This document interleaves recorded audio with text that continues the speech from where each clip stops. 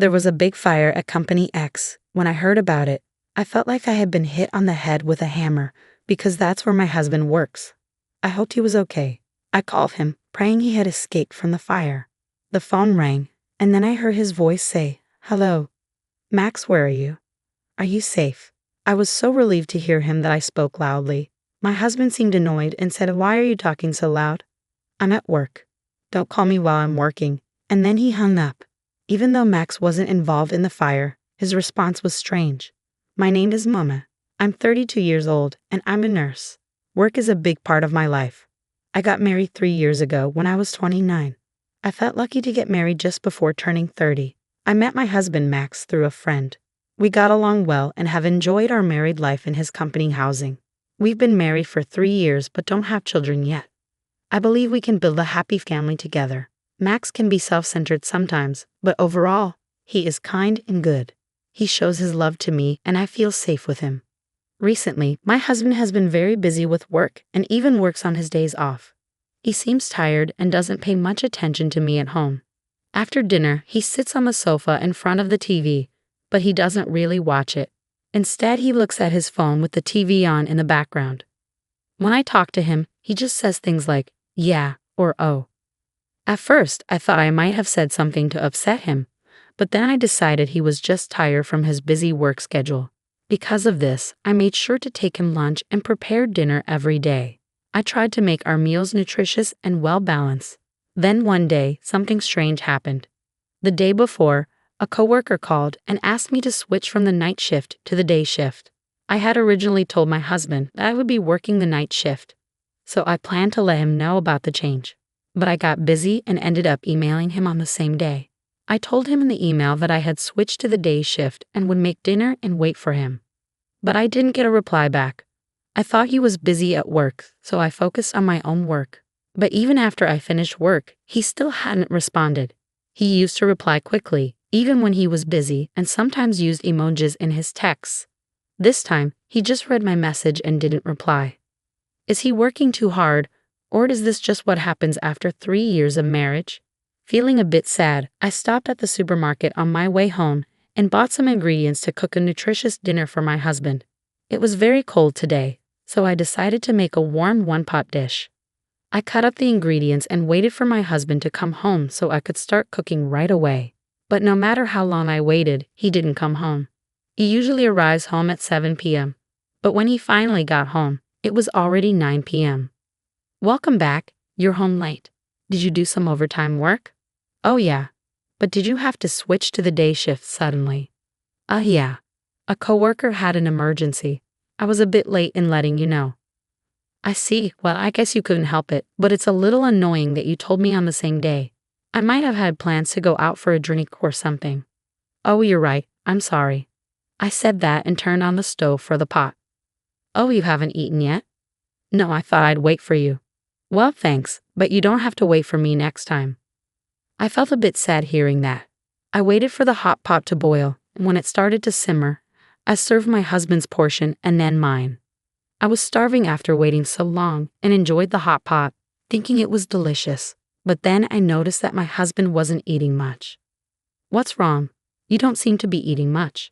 He looked a bit confused and said, "Oh yes," then added, "Actually, I was working late, and a junior colleague bought me a rice bowl, so I'm not really hungry."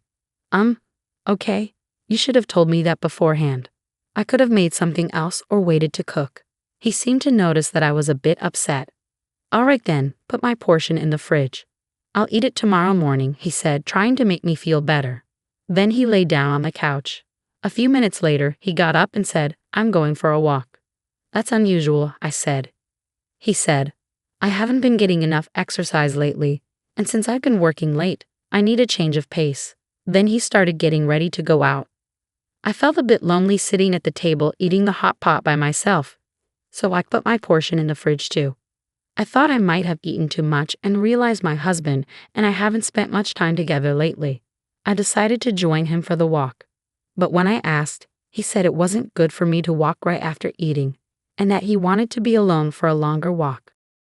So he went out by himself. I started to feel suspicious about his behavior, so I decided to follow him secretly. My suspicion turned out to be correct. As soon as I started following him, even though I tried to call out, he walked quickly and energetically. He stopped in front of a park, which is a bit far from our house. He looked around and seemed to be talking to someone on his phone. I wondered who he was talking to. A few minutes later, a car pulled up and my husband walked over and started chatting with the person in the driver's seat. It was dark, so I moved closer to the car. I could see the driver more clearly now. She had long curly hair and glossy lipstick. It was a woman, and she was laughing happily as my husband got into the passenger seat. It hit me, he must be having an affair. By the time I thought this, the car had already driven away. I stood there stunned for a while. Then my husband sent me a text saying he had run into someone he knew and would be home a little late. Someone he knew? I didn't believe him at all. He had said he wasn't hungry because he had already eaten, but he didn't come home until after 2 a.m. He didn't even notice I was awake. He seemed tipsy and went to the kitchen for a glass of water. Lately, he's been working late only when I'm on the day shift, and it's been harder to match our days off. Yesterday he worked overtime, and today he's working on his day off. But is it really work? I can't stop wondering if he's seeing a woman I saw. I decided to look up detective agencies online and ended up requesting an investigation from the most reliable one. I felt guilty about investigating behind my husband's back, but if nothing was going on, I could trust him again. So I went ahead with it. Waiting for the results was really tough. My husband was as quiet as ever, and every time I saw him, I thought about the woman I had seen. I wanted to find out the truth as quickly as possible. Then something surprising happened. It was Saturday, and I was busy working the day shift as usual. My husband was also working on his day off.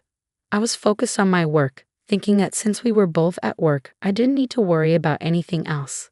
Then I heard sirens in the distance. The sound got closer and louder.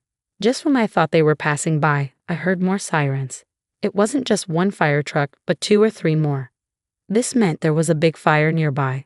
I felt uneasy and worried. 2 of my colleagues, who had gone to the hospital room, returned with serious expressions. They were talking about the fire. "You mean the fire?" I asked. "Yes, that's right. Apparently, there was a big fire at Company X." My heart sank because that's where my husband worked.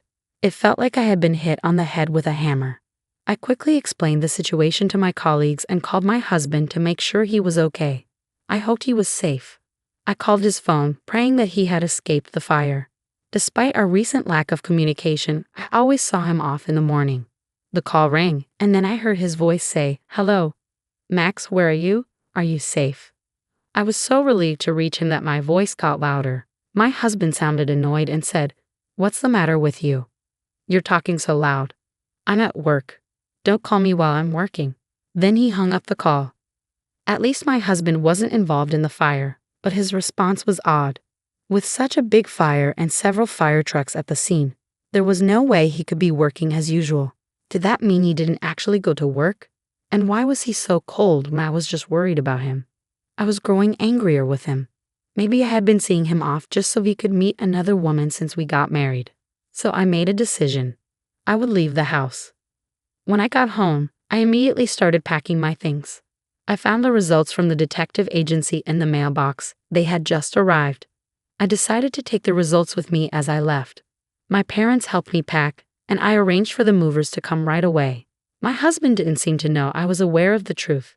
He didn't contact me that night, and I guessed he was with his lover.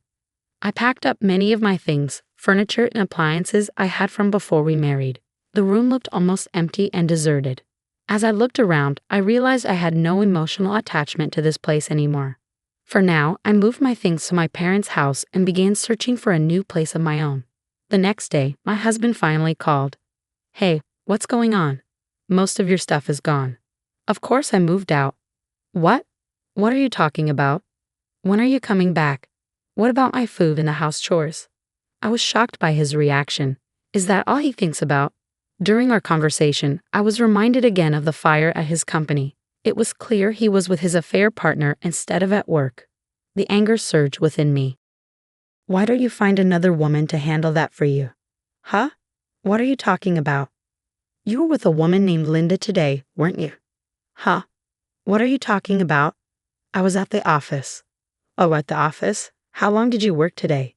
It was a busy day. Even though it was my day off, I stayed late. I see. That's why I was so surprised you moved out. Why don't you stop lying already? Huh. You lied about going to work, didn't you? I wasn't lying. I was working. What's going on? How could you work until the evening when there was a fire at the office during the day? Huh. When I called you earlier, there were several fire trucks at your company responding to a fire. I was calling to check if you were okay. You told me not to call you while you were working, yet you acted like there was no fire. Well, and I have evidence from a detective agency about your affair. There's no way you can deny it. All further communication will be through my lawyer, and I will be seeking alimony. Oh no? My husband kept begging for forgiveness and apologizing, but I no longer have any feelings for him. I'm sorry, but there's no way to fix this. I'm hanging up now. Wait. I went to my lawyer and asked for a divorce and alimony. The divorce was finalized and my husband couldn't escape the consequences due to the evidence.